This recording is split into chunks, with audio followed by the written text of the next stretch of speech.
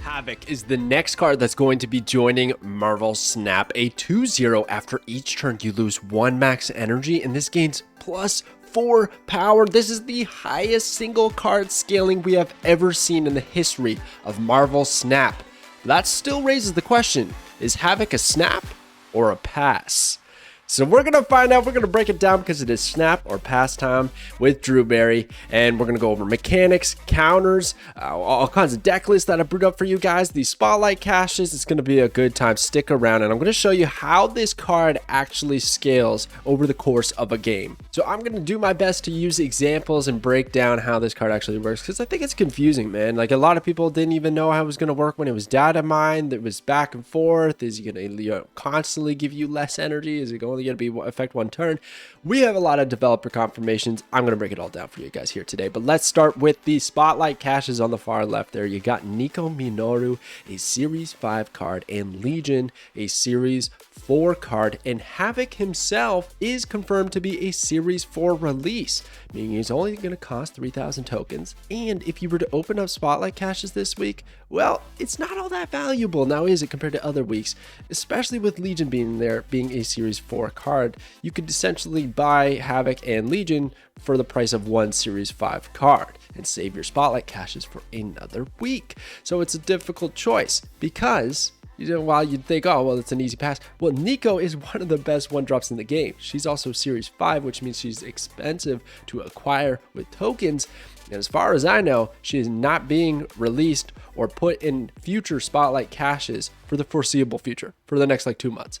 So you either pop off a few caches right now to pick up Nico, or you save up the tokens. Bit of a tough decision. And on top of that, I'm really not a fan of the variants. I think the top Nico one is okay, but there's other really good ones as well. And then Legion's, the baby one, like, that is not a spotlight cache variant, man. Like, I like some of the baby variants in Marvel Snap, but this one, oh my gosh, the red background just kills me. So Havok, let's break this card down. Let's figure out if this card is a snap or a pass. And one of the best ways to learn whether this card is for you or not, you gotta look at how it actually works. Now, I want to break down the scaling first before we get into the nitty-gritty mechanics. So here is Havok. If you were to play Havok on turn 2, okay, you're gonna, on turn 2 you have 2 energy, and then Havok at the end of the turn, that's very important, at the end of the turn is going to gain that 4 power.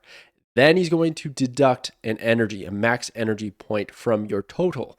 That would essentially, for a very brief time, bring you to 1 energy. Of course, you spend energy, etc., so that when turn 3 turns around, now you're going to gain that +1 max energy, and you're going to be at 2 again.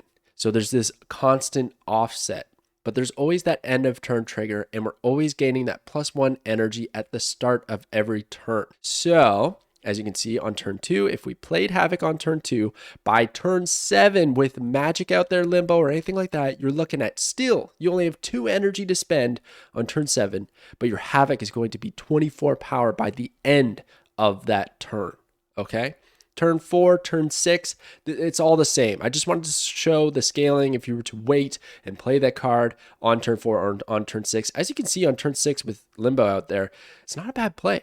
You could also look at that like turn 5 with only 2 turns remaining. You end up with an 8 power Havok, which you essentially paid 2 energy for, but there's a bit of an opportunity cost there because you're losing that 1 max energy. So you could almost look at it as a 3/8, still very good, kind of interesting. A few of the other examples I have here is with Electro. I wanted to show the difference. So Electro actually does add +1 max energy for the rest of the game, but he's not doing it turn after turn after turn. But even Electro isn't going to save the offset of the Havok deduction, right? So you're looking at turn 3, you play Havok, you got that 3 energy. Then on turn 4, right, we're losing 1, so now we're stuck at 3, but we play Electro, he's going to give that +1 so that every turn after 5, 6, maybe even 7 are going to be at 4 energy. And then there's Project Pegasus, and there's other locations that give energy, but I just wanted to use this one as a wild example. So of course we play Havok on turn 2, locking ourselves in at 2 energy, but Project Pegasus flips as the 3rd location,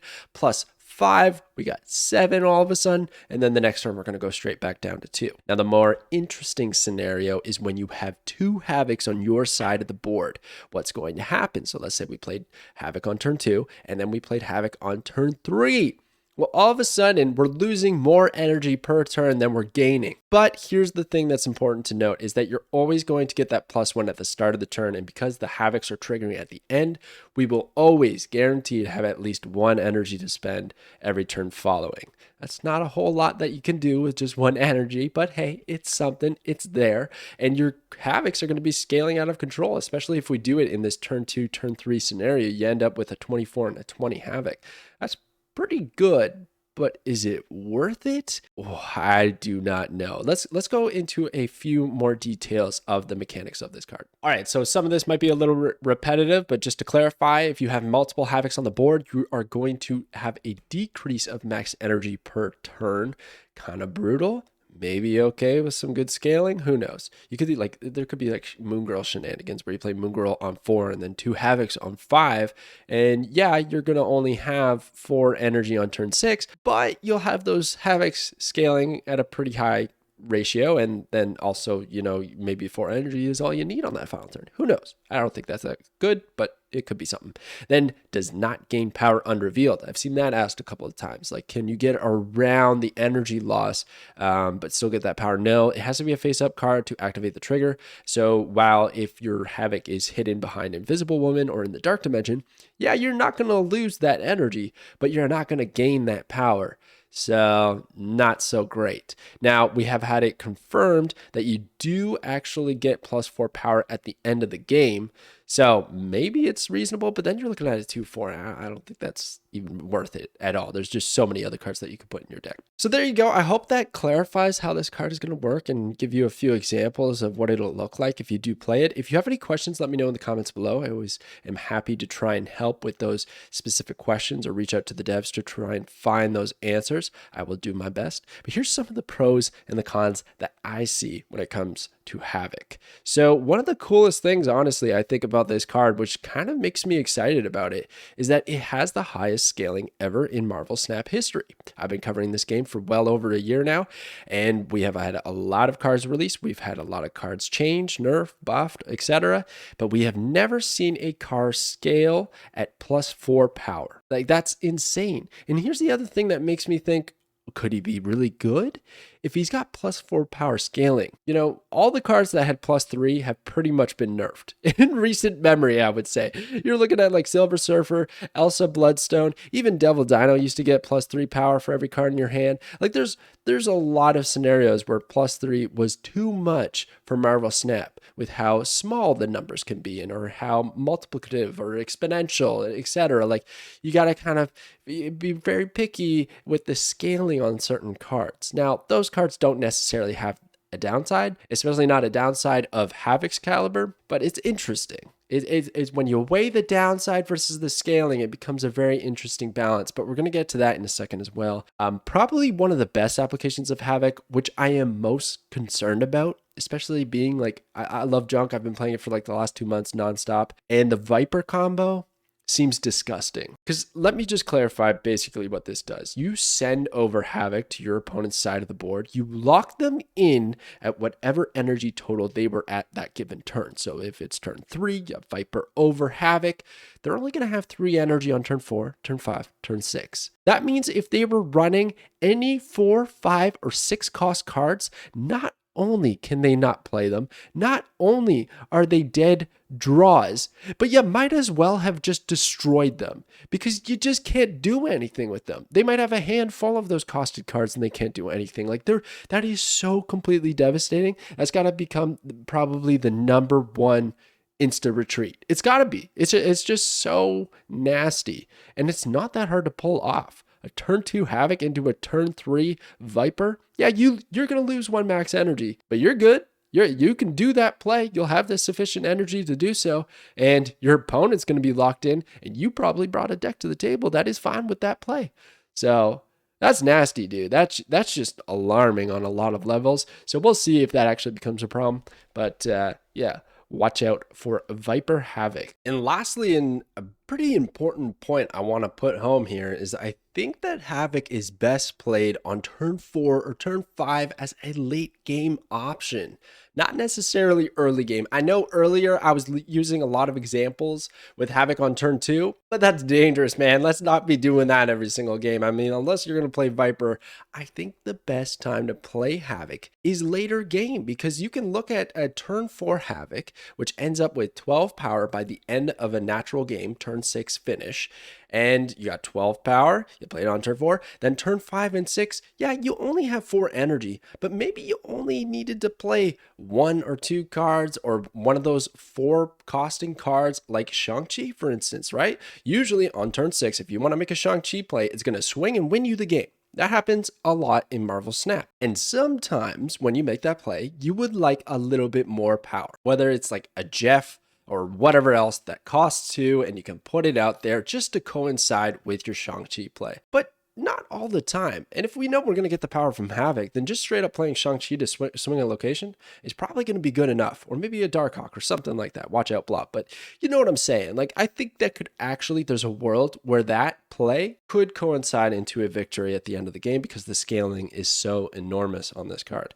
So it's interesting. I think that's where I want to experiment and play this card, aside from like a really toxic junk list, but that's going to be so nasty.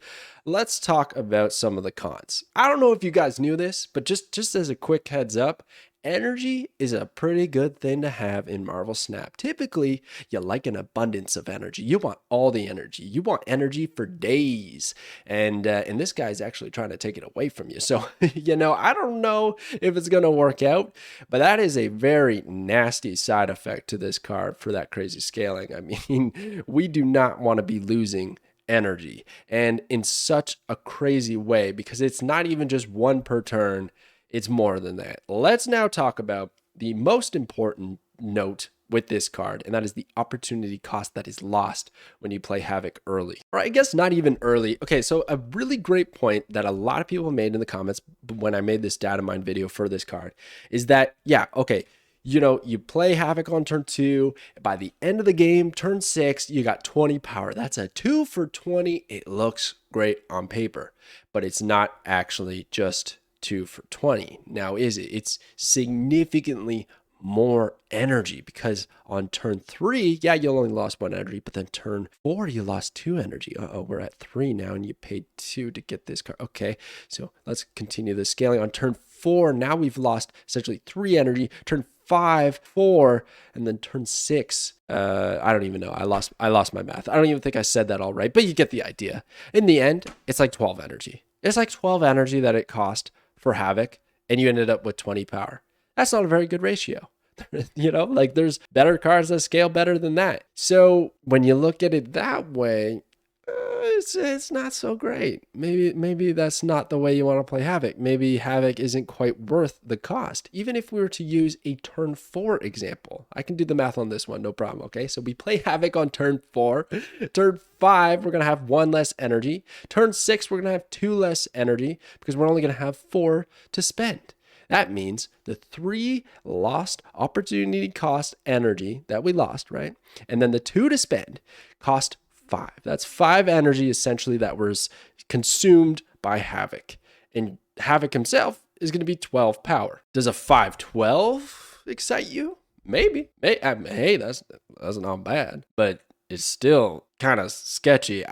Man, I don't know. It's a wild card. It's a hard one to evaluate, because like power scaling in Snap has proven time after time that it's a good thing, but energy is also a good thing. So we're going to find out. And the last point that I want to make is that this is going to have a low win rate guaranteed.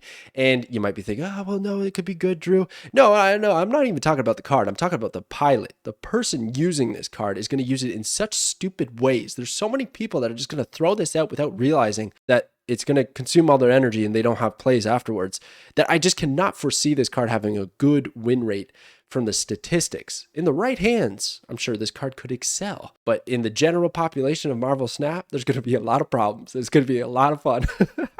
Oh man, it's going to be funny. Anyways, let's talk about some counters for old Havok here. So if you don't want to spend the 3,000 tokens or open up a Spotlight cache this week, and you predict that Havok might be running around the meta, which I doubt it, kind of like, Blob's doing right now. I don't think Havok's going to have a similar effect, but you could look to counter this card, and there's a few options that we have at our disposal. We have Shang-Chi, of course, because if Havok has at least, gone through 3 turns of consuming energy and getting power, then he's going to be within Shang-Chi range if we destroy him. Or even better yet, Shadow King. Who cares how many turns? You're going back to 0, bud. And then Valkyrie, I'm going to keep pronouncing it that way. I know it's probably triggering people, but anyways, yeah, she's going to set his power back to 3, and that's not so great. Now, you do have to watch out for that, though, because he will get +4 at the end of the turn, so it's not all that great. That's probably one of the weaker counters on the table here. Galactus is pretty great. Not obviously played into Havok, but an adjacent location is not too shabby because you just destroy the guy and your opponent probably has already suffered from energy loss. So that's pretty nasty as well. And then I actually thought Ronin might be an interesting counter because I'm assuming that the Havok player is not going to have a lot of energy, which means they're not going to be able to play a whole lot of cards, especially if we were to do like a Master Mold Ronin deck and put Sentinels in their hand. They're probably not going to be able to play those consistently or do something about them. So I feel like Ronin could actually be a pretty good counter, but probably not worth running because Ronin decks aren't that great, and Havok is unlikely to be popular. And then the last one that I have here is Polaris, but I'm kind of just using her as a placeholder for any movement effects that move Havok away from his location, because I'm assuming that the Havok player is really banking on Havok to win that location or at least provide a significant power output at that location. And if he were to move, that might really, mess with their game plan. Especially if they've been stacking at a different location. He moves over there. They have a whole lot of power there, but then not enough energy or power in the hand to, make use of the other locations. So I could see movement, especially Polaris pulling over a 2-cost, could be pretty nasty. Interesting. Maybe even like a Stegron slap or a Spider-Man swing, something like that. But there you go. Those are the counters. And then there's a couple datamine cards that I want to talk about that might be interesting. Datamines that I haven't talked about in a very long time. So if you're kind of new to Marvel Snap, you might not even know about these datamine cards. They've been around since the dawn of Snap, but no information has been added to them. They've had the same effects, same stat line. Some variants keep dropping by every now and then for Bullseye, which is kind of interesting. But here you have Bullseye at 1/2. On reveal, the next card you draw will be a 2-cost card if any are left. That is so strong. I doubt it's going to actually stay the way it is because they call that tutoring in card games. So when you tutor out a specific costed card, you can essentially build your deck so that there's only one 2-cost card in your deck. So either you draw it before you have to play Bullseye, or you use Bullseye to guarantee every single game that you play, you draw that 2-cost card. And if that 2-cost card is very important, like possibly Havok and Viper, well, that could be really nasty. So I think that would be a great synergy. And then Silver Sable, not the most synergistic card, but being a 2/6 that can only be played if you have 6 or more power, and Havok's very likely to get you to that power total very quickly at a location, and then she's just going to help buff his location up with another 6. Can't get Shadow King or Shang-Chi. I feel like that's not too shabby, so that could maybe work. But there you go. Those are the 2 datamine cards that kind of stood out to me that might help out Havok, but probably still not enough to really give this card some life. But we'll still see. I still, somewhere deep down, I feel like this card is a sleeper, but we're going to find out. All right, let's look at some brewed up deck lists that you might want to try out with Havok. All right, so I'm a bit conflicted when it comes to these decks. I'm not going to lie, especially the first one. So the first one feels bad. It's going to feel really bad, I think. I'm genuinely concerned. I think this card could get nerfed just because it's so toxic.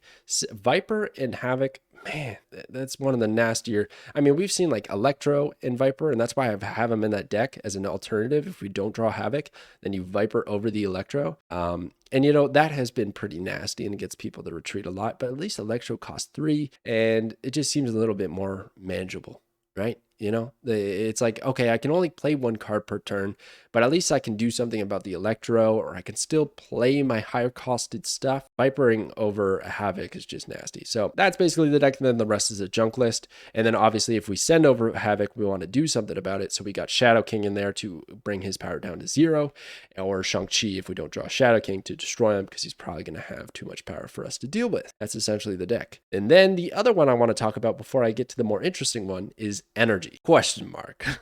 Because, okay, this doesn't look good. It doesn't look good. I don't think it's good, but I think it's interesting. So what I wanted to do was basically build a deck around playing Havok on turn 2 and locking ourselves in at 2 energy. What does that look like? What could a deck be like with that game plan in mind? And this is what I conjured up. Yeah, not so great. You could use Bast to give Havok another 3 power. You could use it on out of Warlock to get another 3 power. Then we're really digging through our deck. And ultimately here, guys, the goal is really just to set up a goose lane that can essentially win out its own, low costed stuff, decent amount of power with like maybe a Nebula, put in Jeff there or something, and hope that your opponent doesn't do something about it. And then on the other lane, because you got to win 2, is going to be Havok, and we're just hoping Havok scales out of control. Don't recommend this deck list. Just wanted to put it together to show maybe there's something there. Anyways, the one that I think is actually quite promising and pretty fun with Havok is in a negative list. So of course, having 0 power means when we negatize Havok, it's going to cost 0 and he's going to have 2 power off the hop. So if we just, end up drawing him, a common line of play is to Jane Foster on turn 5 so that your turn 6 after the deck has been negatized is pretty insane. You can play a whole bunch of cards looking at Iron Man as a 0/5, etc. And Havok, passing just 1 final turn is going to be a 0/6, which is pretty sweet. And then we don't need energy. If we can play Havok early, we're probably fine because you're looking to just like flip those cards anyway and play those 0-costed cards. So we don't necessarily need energy. So I see this kind of as a win-win. You can either flip them, negatize them, and it's a great option, or you can just play them on like turn 3 and then Mr. Negative on turn 4, and you're probably okay. Hopefully you gotta, of course, draw some of those 0-costed cards, but I think that could be really successful, which is a weird thing to say when it comes to this card.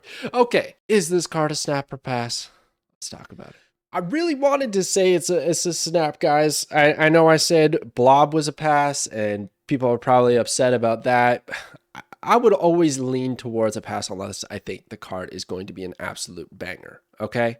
And in this case, I don't think Havok is going to be that card. Blob kind of has been that card, but I still don't find it all that strong. And there you go. I mean, at the end of the day, when we do these snapper passes, the actual verdict, you have to look at your own collection and think about what you like playing. There's too many variables. How much resources do you have saved up? All these sorts of things. It's going to be different for every single person. Now, I will add a little bit of an asterisk for those actually listening. I think I'm going to actually pick up this card myself personally. I'm just putting this as a pass to, not deceive people into thinking that it's a good card and they should spend their resources on it because this game is expensive. Tokens are hard to come by, and I would hate to see somebody burn 3,000 tokens on a card that might not be good at all. But I'm thinking I might pick it up to have a little bit of fun and try it out because it seems interesting. It's a very unique card, and I want to see how it performs. And I would highly recommend anytime you guys watch these preview videos or anyone talking about the cards, watch footage, watch streams, all this sort of stuff to evaluate it for yourself and then make that purchase decision. Don't just slam it right when it comes out. Even if it's just an hour of research, half an hour of looking at somebody playing the card, like that could be enough to help you out. Anyways, there you go. I hope these are helpful. I always try to get as much information to you guys as possible. Please like the video if you enjoyed it and subscribe to the channel if you want to see more of these. We do a snap or pass every single new card. to try to get it on Fridays. Next week is going to be Celine, which is really exciting. And then it's going to be Christmas. Oh, it's the holidays. Let's go. So anyways, thank you so much for watching, and I'll catch you guys next time.